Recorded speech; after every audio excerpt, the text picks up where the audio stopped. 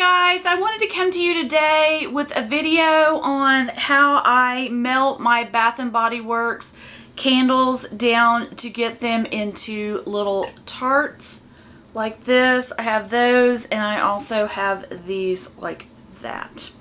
So I just choose whatever candle, Bath & Body Works candle, or whatever candle period I want to melt down. And this one, I think the next one I'm going to do is this one here, and it's Endless Weekend. The reason why I have started melting mine is about the last 4 or 5 I have had puny wick syndrome, and it is absolutely driving me nuts. I have one in there that I gave up on, and it's in my empties. I didn't have very many, like I said last month, I wasn't going to burn a lot of candles. I'm trying to get through the store wax. And I did burn one candle, and about halfway through it started the puny wick, and I was like, you know what? I'm done with it. So I still will burn candles, but when it gets to the puny wick, some of them I'm just going to go ahead and melt them anyways. And when the other ones that I want to burn, they get down to the puny wick syndrome part, I'm just going to melt them and put them in tarts and go on. These tarts last me about a night, about what I would get if I was burning a candle a night. So I just throw one of these in my warmer, and I get about the same scent. And actually this is stronger than if I was burning it.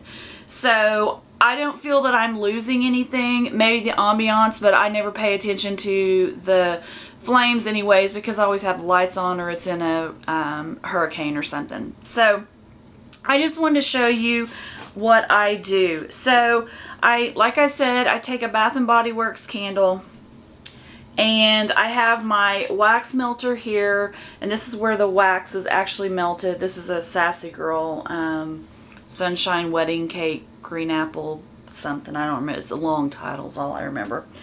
And I just put my Bath & Body Works candle on top of it with the lid left on, and I let it just go until it's all the way liquefied. I pull the lid off. The lid should be fine. I've never had any problems. Then I pick each of the wicks out of it, and for me, every time I've done it, I've just been able to take my fingertips and pull the 2 out. Be very careful. The wax is not scalding hot, but it is warm. I have gotten it on me, but it immediately dries. So, but I wouldn't want a whole bunch of it poured on me either. So I'm surprised I haven't pulled that one off yet. So what I do is I get the wicks out of here, and I usually use some kind of oven mitt or something like that to pick it up. And I learned the hard way. This is my tart tray that I pour it in. And I learned the hard way to do that. The first one I did, I poured this batch right here. And when I was pouring it, I had wax all over the top of this. And I was like, are you freaking kidding me? So I had to sit there and get all that wax off of it. So what I decided to do was take the wax out of this and pour it into a 2-cup measuring cup. And then this is just for wax. This is not for food. Once wax is in it, it's done with food. You know me and my OCD, germs and like candles and food, that's just off limits for me. So wax is in one, and then I have 1 or 2 of these in there for my food. So I try to keep all my wax stuff together so they don't get combined or anything like that. But anyways, I pour this, and it's usually like this, in there with a cloth or a oven mitt or whatever. This way you can pour it much easier into the little deals. Because I lost a lot of wax on the top of this the last time, just because when I was trying to pour it out of this round thing that didn't have a spout, I was getting it everywhere, so I was losing wax that way. So I went ahead and bought this so I can just pour the whole thing in. You'll have to have an oven mitt because this is a little warm with the wax in it. It's not scalding hot, like I said, but it's warm that I couldn't just stand there and hold it the whole time to pour it over into the tarts or this. So once I do that, I pour it in here. I don't know how many I got. It was 20 some I got out of this. It wasn't all of these weren't full, and I think there's 24, something like that. I don't know. So then I let them harden overnight just to make sure that they are hardened the entire way through. And I did it that way, and I've also done it with just like one of the ice cube trays from Walmart. They look just like this. Did it the same way. This is the older thing. I finally threw these trays away because they were they had too many scents in it, and I had so much crap on them blending everything together. So I threw those away. But I have melted a couple of these marshmallow firesides, so now I'm able to almost get the lid on this thing, but before there was no way I was going to get the lid on this. So I opted to buy some of these, I think they're quart jars, mason jars, Kerr jars, whatever they're called. Yeah, Kerr mason jars. At Walmart, I think there's like a package of 10 or 12 of them you can get for like 10 bucks. So I bought those. I did buy some of these things right here to change out. If I do change scents in the jar, I can wash the jar and the ring, and this has the scent on it, so I can throw this away and put a new one on there. And the box of 10 or 12 of these is like $2.44, I think it was.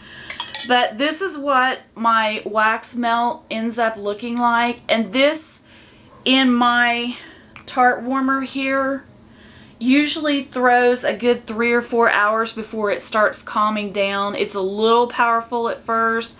So I would probably only burn my candles 2 or 3 hours anyways, because you don't want to get a lot of soot in your house. And once they get pulled out so far, you're going to have to burn them out anyways, or at least I do, because I don't want all the soot in my air conditioning unit. So I think I get a better scent out of it with these than I do burning on some of them. Some of them are strong, like some are Boardwalk, pumpkin pecan waffles, those.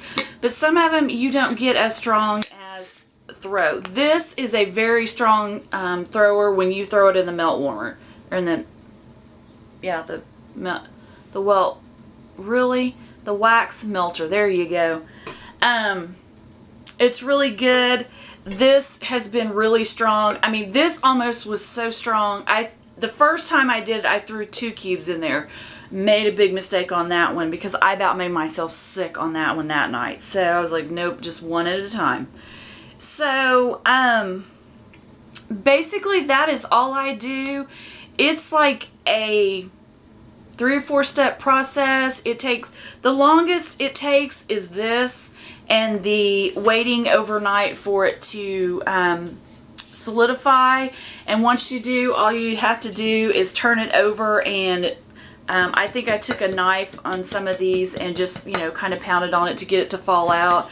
But they fall out real easily, and you're done. You have wax melts, and you have some really good scents. So I just wanted to show you. I know some people have asked what I do. One person asked me, with you melting it, you're gonna lose a lot of your scent. I leave my lid on there so that I don't lose the scent, and I've had really good luck with my wax tarts. So I just wanted to let you know what I do. If you want to follow that, just make sure you're careful when you get the hot jar off of the, it's not that hot, but just make sure you don't spill it all over you and all of those things, because you could get hurt. it's not that hot, but it's hot enough that you don't want it on you. So I just wanted to share with you what I do. If you have any other questions, please leave them down below. If you like this video, please give it a thumbs up. And if you'd like to subscribe, please do. I'd love to have you here. And I will see you guys in my next video. Have a good day. Bye.